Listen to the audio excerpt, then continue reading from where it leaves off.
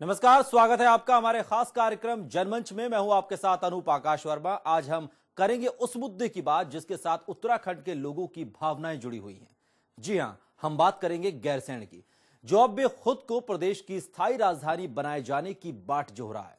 16 साल पहले जब उत्तराखंड अलग राज्य के रूप में अस्तित्व में आया तो देवभूमि के लोगों ने भी यह सपना देखा कि पहाड़ की राजधानी पहाड़ों पर ही हो। लेकिन इसे दुर्भाग्य ही कहेंगे कि 16 साल तक इंतजार करने के बाद आज तक देवभूमि के लोगों का यह सपना सपना ही बना हुआ है। इस सपने को साकार करने के लिए प्रदेश की सत्ता में काबिज हुई राजनीतिक दलों के नेताओं ने भी खूब जनता को सब जवाब दिखाए, लेकिन वो सारे सपने सियासी ही निकले, क्योंकि किसी ने भी गैरसैंण को राजधानी का दर्जा अब तक नहीं दिलवाया।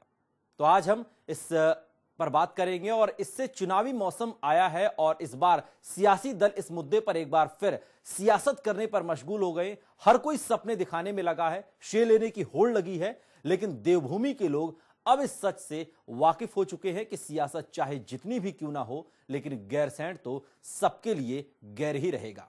तो गैरसैंण क्यों है गैर, इस मुद्दे पर आप भी फोन कर सकते हैं, हमें अपनी राय दे सकते हैं और हमारे इस खास कार्यक्रम जनमंच का हिस्सा बन सकते हैं।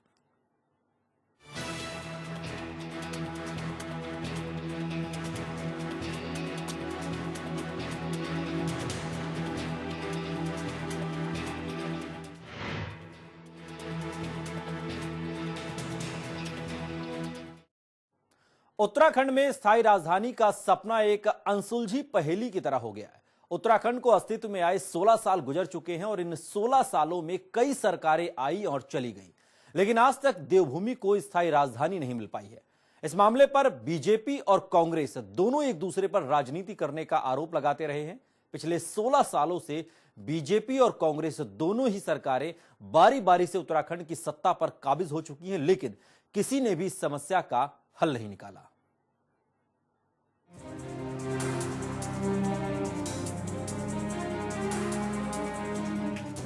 गैरसैंण को स्थायी राजधानी बनाने को लेकर बातें तो काफी वक्त से हो रही हैं, लेकिन इस पर भी अभी तक स्थिति साफ नहीं हो पाई है।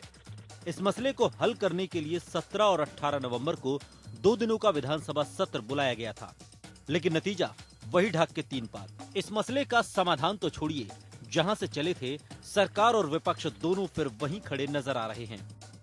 इससे पहले भी 2 बार गैरसैंण में विधानसभा सत्र हो चुके हैं, लेकिन तब भी कोई नतीजा नहीं निकल पाया था।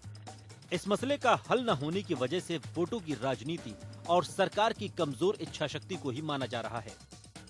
उम्मीद तो बहुत थी, हमने ये सोचा कि ये अब 2017 में चुनाव होने वाले हैं, तो पहले तो ग्रीष्मकालीन राजधानी की घोषणा हो जाएगी, लेकिन अगर ग्रीष्मकालीन राजधानी की घोषणा नहीं होती या नहीं होगी तो जिले की घोषणा तो कम से कम हो जाती। पिछले साल भी विधानसभा सत्र को बिना जब हम उनसे क्लियर करना चाह रहे जनता ने कि आप स्पष्ट कीजिए कि आप कैसा चाहते हैं, 1-2 दिन आ रहे उसके बाद जनता का पैसा वेस्ट कर जा रहे हैं। सर ये तो नौटंकियां हैं, बिल्कुल जो भी सरकार आई जो कुछ हुआ वो सब नौटंकियां हैं और अपना वादा करने के लिए खाली फार्मूला तैयार कर रहे हैं सिर्फ। और बाकी जो गुमराह करने की बात कह रहा हूँ मैं कि प्रत्येक जगह से जनता को गुमराह किया जा रहा है, किसके लिए? वोट एकत्र करने के लिए। उससे पहले तो कहाँ घोषणा हुई थी, पर अब जो हो रही थी लेकिन उसको तो कर देते। ये तो सिर्फ अपने पेट के लिए या अपने वोट के लिए या अपने उसके लिए सरकार हमको गुमराह कर रही है, बाकी कुछ नहीं। कुछ ही महीने में विधानसभा चुनाव होने हैं, लिहाजा गैरसैंण के मुद्दे को फिर से चुनावी मुद्दा बनाने की पूरी कोशिश हो रही है। पिछले 3 साल से गैरसैंण में राजधानी के हिसाब से निर्माण हो रहा है। करोड़ों रुपए पानी की तरह खर्च हो चुके हैं, 3 बार सत्र भी हो चुका है, लेकिन अब तक सरकार की राजधानी की घोषणा नहीं हो सकी। जब राज्य के लोगों ने उत्तराखंड की मांग की थी, तब ये सोचा भी नहीं होगा कि पर्वतीय राज्य की राजधानी का नाम देहरादून में बैठकर किया जाएगा। स्पीकर गोविंद सिंह कुंजवाल भी इस मसले पर कांग्रेस सरकार के साथ खड़े नजर आ रहे हैं। बकौल कुंजवाल, गैरसैंण में ही आगामी बजट सत्र होगा, ऐसा कहकर वो कांग्रेस को ही गैरसैंण का श्रेय देने की कोशिश कर रहे हैं। उत्तराखंड के लिहाज से बेहद महत्वपूर्ण गैरसैंण विधानसभा सत्र को आज अनिश्चितकाल के लिए स्थगित कर दिया। हमारे साथ हैं विधानसभा अध्यक्ष गोविंद सिंह कुंजवाल जी। अध्यक्ष ये बताएंगे कि बेहद महत्वपूर्ण ये सत्र रहा है, लेकिन राजधानी को लेकर कोई घोषणा नहीं हो पाई, इस बात का थोड़ा रहेगा? देखिए, कोई चीज़ की स्पष्ट घोषणा के बजाय अगर संकेत उसमें दे दिया जाता है तो उससे स्पष्ट समझना चाहिए कि राजधानी के बारे में स्पष्ट संकेत हुआ है। इसको किसी ने कोई नकार नहीं सकता है। और जहाँ पर हम अभी खड़े हैं, इतने विशाल भवन के बाद, बनने के बाद, तो कोई भी सरकार इससे पीछे नहीं हट पाएगी। भारतीय जनता पार्टी के लोग केवल राजनीति कर रहे हैं, वो गंभीरता से नहीं चाहते हैं कि राजधानी का कोई निर्णय हो। गैरसैंण में विधानसभा के सत्र के दौरान पहले दिन तो बीजेपी के विधायकों ने अपनी मौजूदगी दर्ज करवाई, लेकिन दूसरे दिन इनका कोई अता पता नहीं था। गैरसैंण सत्र में बीजेपी विधायकों की गैर मौजूदगी और फिर सदन का बहिष्कार एक बार फिर से चर्चा का विषय बन गया है। स्पीकर अब नेता प्रतिपक्ष से ही प्रश्न करने लग गए हैं कि बीजेपी ये ऐलान कर दे कि जब उनकी सरकार आएगी तब वो गैरसैंण को स्थायी राजधानी बना देंगे। राज्य से बीजेपी के केंद्रीय राज्य मंत्री अजय टम्टा पुरानी रिपोर्ट को ही सार्वजनिक करने की बात कर रहे हैं। कई बार पूछने पर भी गैरसैंण पर टम्टा अपनी मंशा साफ नहीं कर पाए।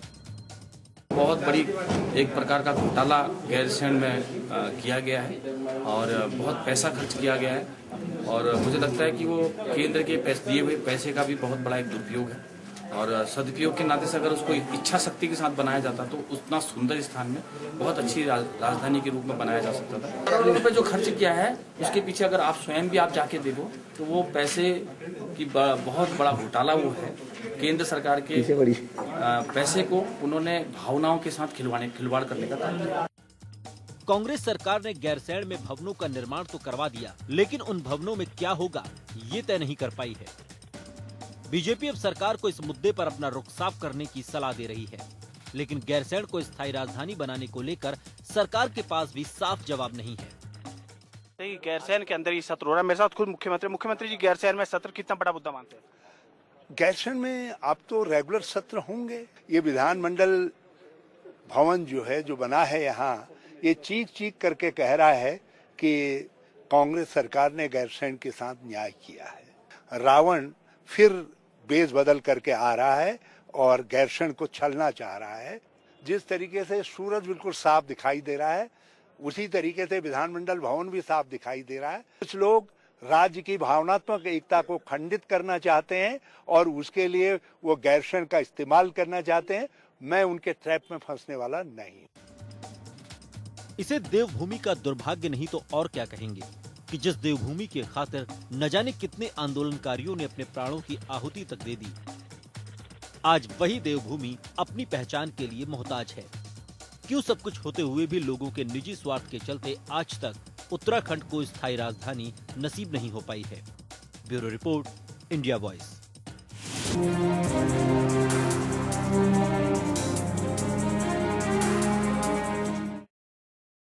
तो जनमंच में आज का मुद्दा गैरसैंण है। आखिर क्यों गैर है गैरसैंण? रुक रहे एक बहुत छोटे से ब्रेक के लिए, लेकिन इस जनमंच में आप भी इसमें हिस्सा ले सकते हैं। आप हमें अपनी राय दे सकते हैं, आप हमें फोन कर सकते हैं। बहुत छोटा सा ब्रेक के उस बाद फिर हाजिर होते हैं।